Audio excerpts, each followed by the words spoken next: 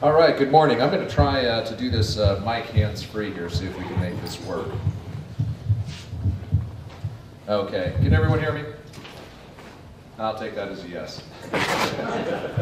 All right, at this time, I would like to call to order the 2013 Annual Business Meeting of the Libertarian Party of Florida.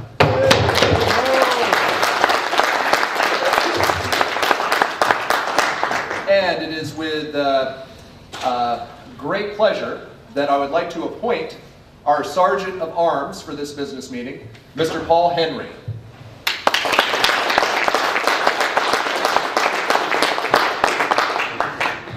At this time, I would like to yield the podium to Madam Secretary, Ms. Lynn House, or Mrs. Lynn House, rather, for the credentialing report.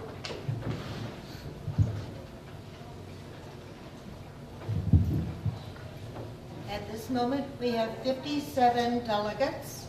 That would make 29 the majority in the quorum, 38 for 2/3 vote. Thank you, Madam Secretary. I have 59 quorum, 57 here. 57 quorum, 29 is the quorum, 29 majority, and 2/3? 38. 38 2/3. Okay. Very good. And at this time, I would like to welcome everyone, all our delegates and guests, and specifically some of the wonderful guests that have come to spend time with us, to speak to us, such as Chris Ann Hall, Roger Stone, Larry Reed, Nikolai Wenzel. I'm sure that everybody is thrilled to have those folks here. And we've also got another very special guest. We have the current Libertarian National Committee Chairman, Mr. Geoffrey Neale. And Jeff is going to say a few words to us right now. So if you'd like to come up, sir.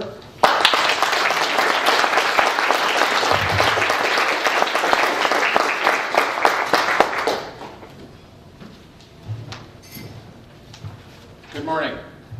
I'm going to ask you all to put your ears in fifth gear because I've got 15 minutes and it normally takes me 45 to go through this. So, you know, we're blessed in this movement because we have a library of academic writings that state the underpinnings of libertarian philosophy. We're so much more advantaged than Democrats, Republicans, Greens, anybody. We have the best library in the world behind us. And I've read a lot of that. I've read, you know, von Mises and Hayek and Locke and Smith and Spooner and even Rand. But I never found any books on how to win. So I read books from people who know how to win. I read von Clausewitz and Sun Tzu, Yamamoto, Lawrence. But then I didn't see any books on how to sell, so I read books on how to sell. So I read Zig Ziglar and, Dale Carnegie. And one day, wasn't very long ago, I was reading The 7 Pillars of Wisdom by T.E. Lawrence. Some of you may know him as Lawrence of Arabia. And he wrote something that for me was an epiphany. And I'm going to read it to you, if I can find it. No, I'm just going to do it from quote. All men dream, but not equally. Most men dream in the dusty recesses of their mind and wake in the day to find that it was vanity. But the dangerous men are the dreamers of the day, for they may act to make it possible. And I realized, dreamers who act are dangerous people because they seek to upset the status quo. We are a dangerous political party. If you're a Republican or a Democrat in Congress, if you're an elected official, if you're a corrupt official, well, wait a minute, that's the same thing. So I said, well, wait a minute. I want to be more dangerous. I want this to be the most dangerous party in the country. And dangerous.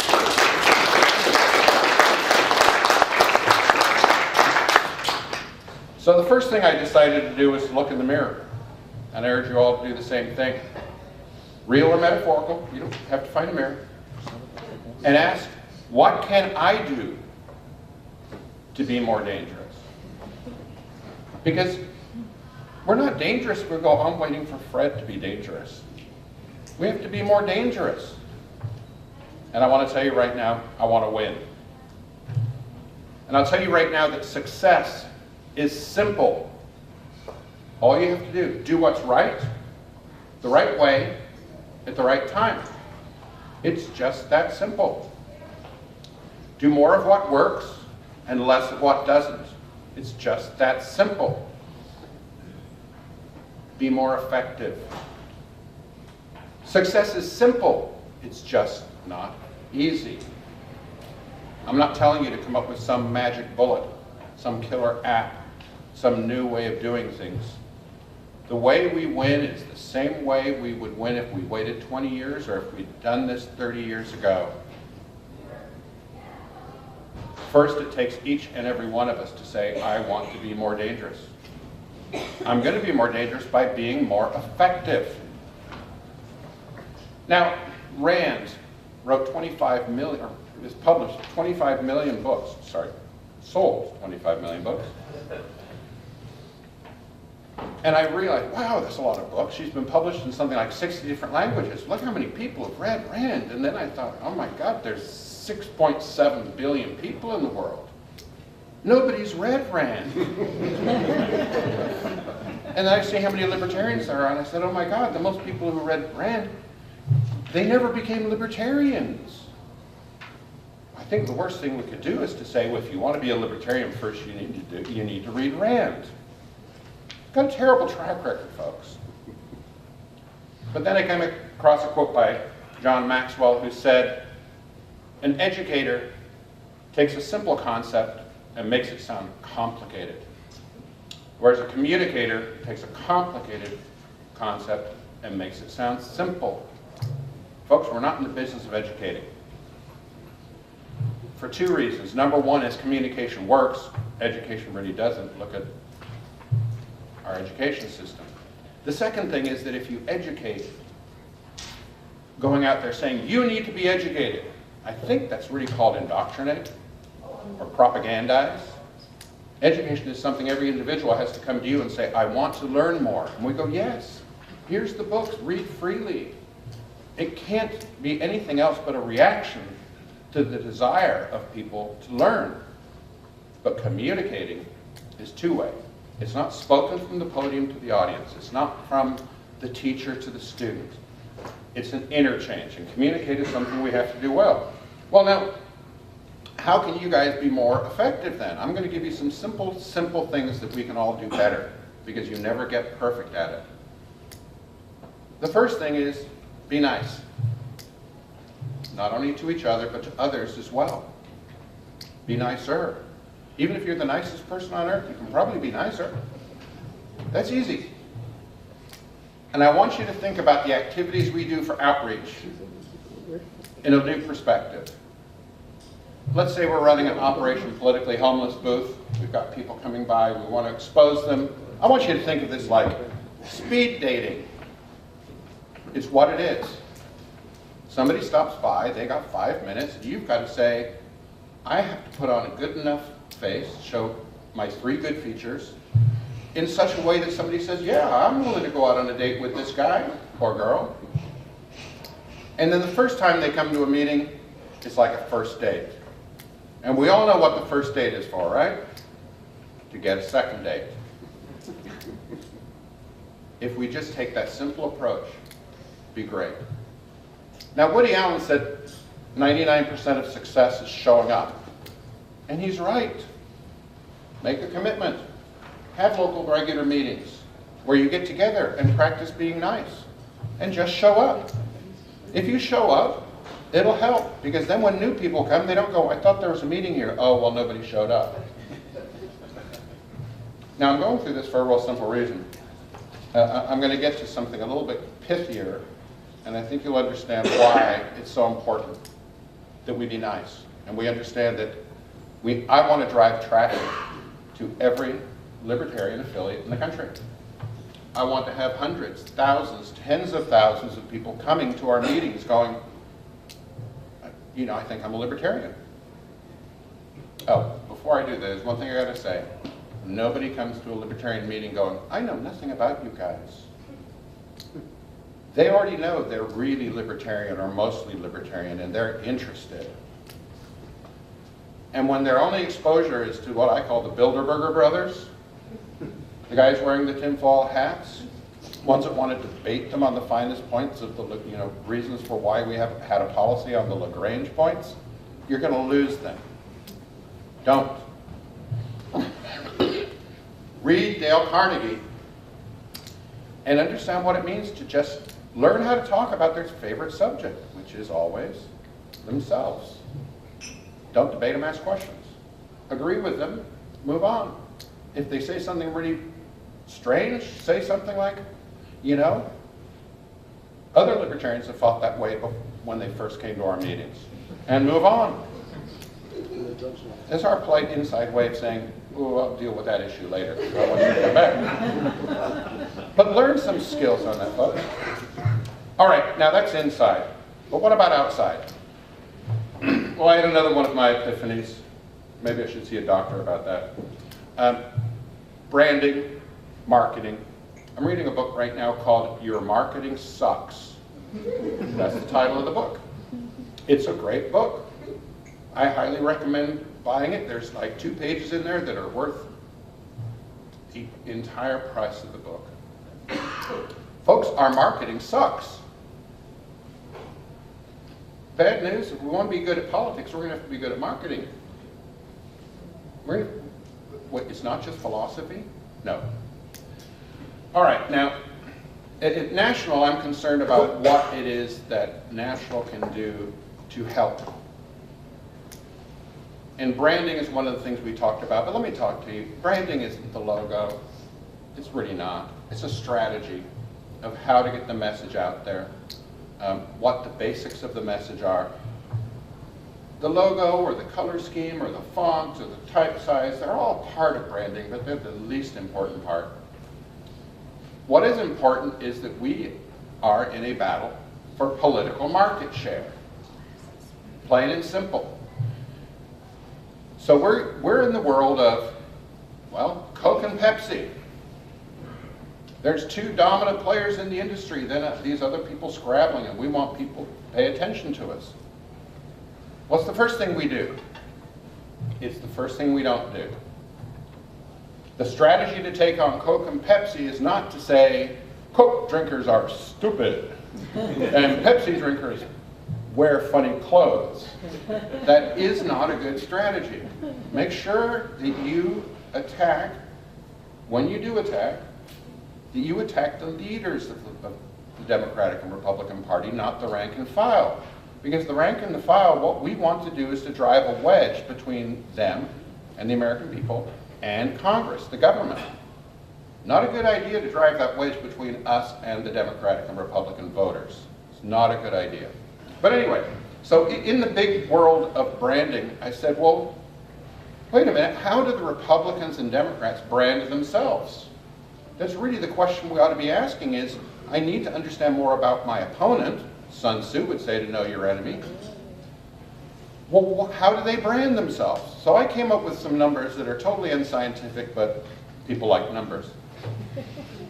I believe that 82% of the branding of the Republican and Democratic parties are due to elected officials. I believe that 17% are due to the candidates for those races. Now, some people have argued with me about whether that number is accurate, and I said, I count incumbents as elected officials because they're wearing 2 hats. Oh, okay, maybe that 17% is too high. Maybe it should be more like about 8%. And then 1% is the Democratic National Committee and the Republican National Committee and the Libertarian National Committee, and there we have parity. In other words, everybody ignores us just as much as they ignore them. Cool. Look, the problem is that they have all the elected officials and we do not. And our strategy has been to go after to run candidates. And it is absolutely a proper strategy. But Sun Tzu would say you don't fight your enemy at his strongest point. You outflank him. And I realized that if we look at terms of branding opportunities, that in any 2-year cycle, about 6 months at the time, there's elections going on. And 18 months at the time, there's not. And in those 18 months, all we've got is the elected officials speaking from the bully pulpit. How do we fight that? Well, first off, we do spend a lot of energy fighting the Democrats and the Republicans and the Greens and everybody else when the field is most crowded.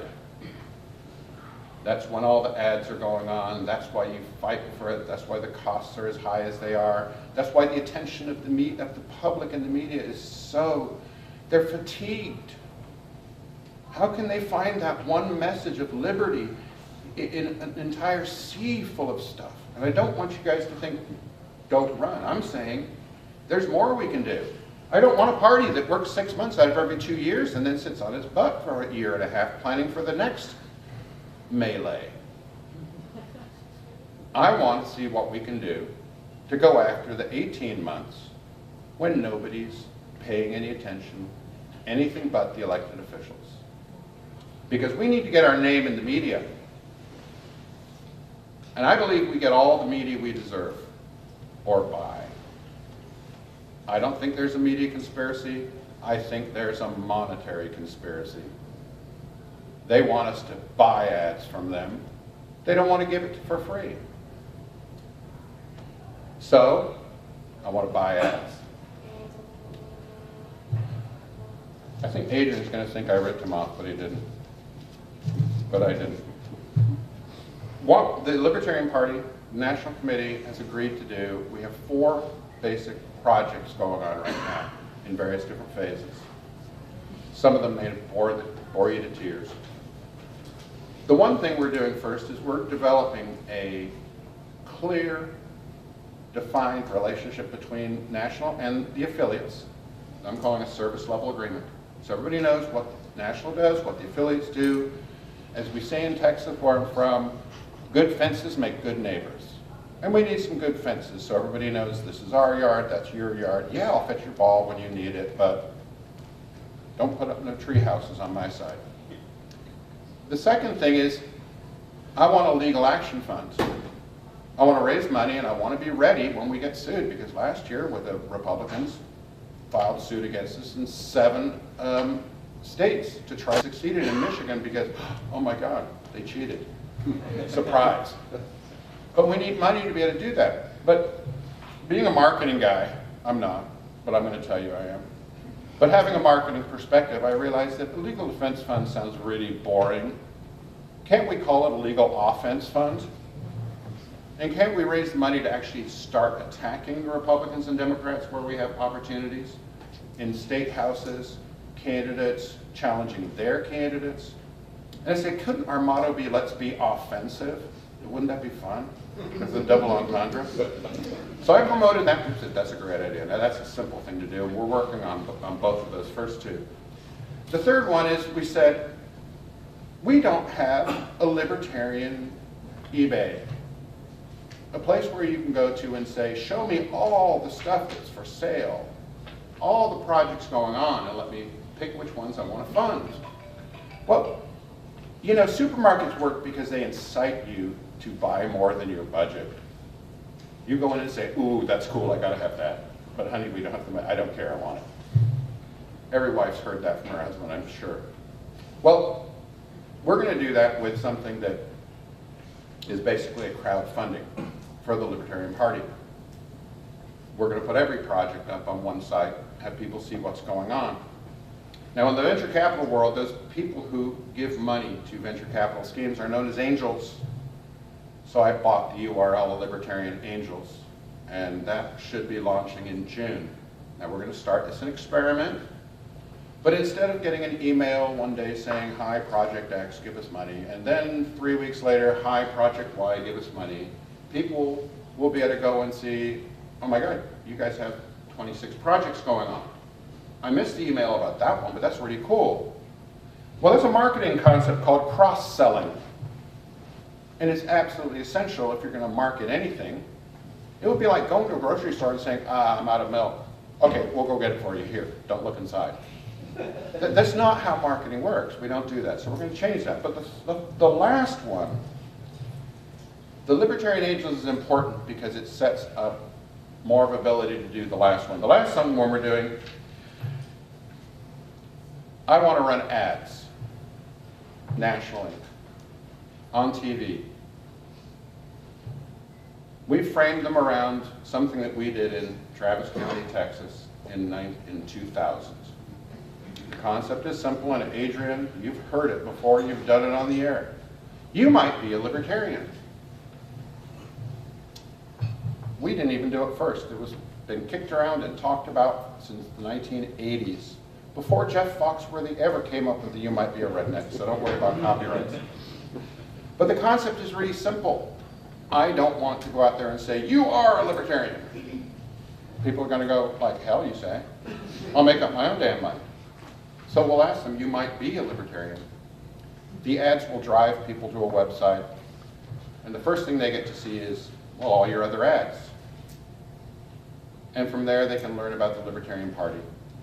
Now, 15 seconds is the spot size we're going to do, because they're perfect for Twitter, they're perfect for YouTube, they're perfect for Facebook, and you can mix and match multiples into any kind of slot you want on TV. You can do 2 for a 30-second. If a place will let you get 15-second, they will. And I'll tell you right now that a 15-second spot on John Stossel costs under $400. So how many do each one of you want to buy? Changes the perspective big time when you're talking about, you mean I could buy an entire ad? So what are these ads going to say? Well, they're going to say all sorts of things like, okay, they could be challenging, they could be funny, they could be snarky. More than anything, I want them to be intriguing. So they might be something like, if you think the government should work for the people and not the other way around, you might be a libertarian. Or it might be something that only hardcore nuts get, hardcore currency nuts. If you think the only fiat currency we should have is to buy Italian cars, you might be a libertarian. Michael Cloud's favorite, if you think public education does more damage than marijuana to our kids, you might be a libertarian.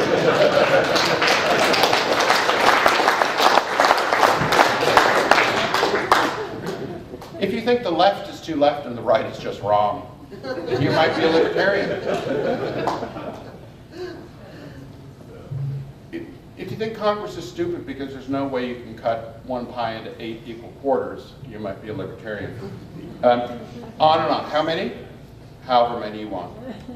Part of the approach with this is it is not going to be 18 people in a room in Washington, D.C. who argue all the time deciding what the right ones are to run or what the tagline should be. I want everybody out there to go, hey, this is cool, I got a good one. Oh, look, we're going to get the ones. If you think, read the Constitution, you might be a libertarian, yes, I know I'm going to get some that are like that. That's why we have the 15-second rule. If it doesn't fit within 15 seconds, we don't do it. You can do your own. Well, what about the video presentations? I'm open for suggestions. I'm not a graphic designer. We've got people in this party who are very creative. Let them be creative. Let them give us ideas. Let's put them all up on the website. Let's go completely mainstream, ground roots, involve the people, involve our members, even let non-members put things in. We've already talked about, putting outtakes as a joke. Doing the "you might be a Republican." If you think life begins at conception and ends at birth, you might be a Republican. And just put them as outtakes. We want to have fun with this because, guys, I tell you right now is we do not have a problem with the people thinking we're uptight and a bunch of, there's a bunch of uptight white men and they take everything so seriously. No, I like to say, let's spin Gandhi around it when he said, first they ignore you, then they laugh at you, then they fear you, then you win. I said, well, that tells me in order to win, I go from They won. Now I'm going to make them fear me, and now I'm going to laugh at them. As a strategy, the more we laugh at them, the better. It's great. But we have 18 months of every 2-year cycle where there's nothing on TV about politics except as put out by the news.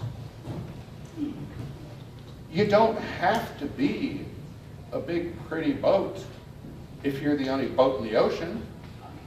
There's not going to be anybody else there. Suddenly, we'll be the only name on some of these shows. And because of modern marketing, because of all the thousands of channels of distribution, it's not that we don't have to even do a study. Does anybody in here doubt that we've got a highest demographic is probably going to be on the Stossel show, where he drops the L word about 6 times, an episode? I don't need to have a market study to say, is that my market? I'll let my results tell me that that was a good ad or not. Now, the other thing about having, I want dozens of these. Then we'll come to the point where we go, well, wait a minute, I'll tell you what's going to happen. I know it, I've seen it. Affiliates like you guys are going to come and say, we love these ads, but there's just not enough of them. We want them on the air here. We don't want just national ads. How do I run them on my local cable channel? And we say, well, what you do is you take these and you go to your local channel and go, we want to run these. That's it. We're not trying to run those. Now, you could come up and customize those and say, well, we want one that's LP Florida. But I wouldn't. Because that Libertarian Angel site is not going to be built. It may take a while to get there, but it's not going to be built just for national. We want to put state projects up there as well. We have to work out some FEC issues. We'll work them out. And I want candidates to be able to put it up there. What I want is somebody to say, what is the Libertarian Party doing? Well, go to libertarianangels.com and see the 374 projects going on all across the country, and have people go, oh my goodness, they're doing things. And then be able to say, but what's going on in my state? And click a button and go, here's what's going on in Florida. And go, well, what's going on in my county? And be able to click and see what's going on in their county. And every one of these cross-sells. We have to understand the reason why we want it in one big supermarket is because it sells, it works. And so anyway, I'm going to read to you one quote again, and a new one, and to end this talk. My epiphany was, all men dream, but not equally. Those who dream by night in the dusty recesses of their mind wake in the day to find that it was vanity.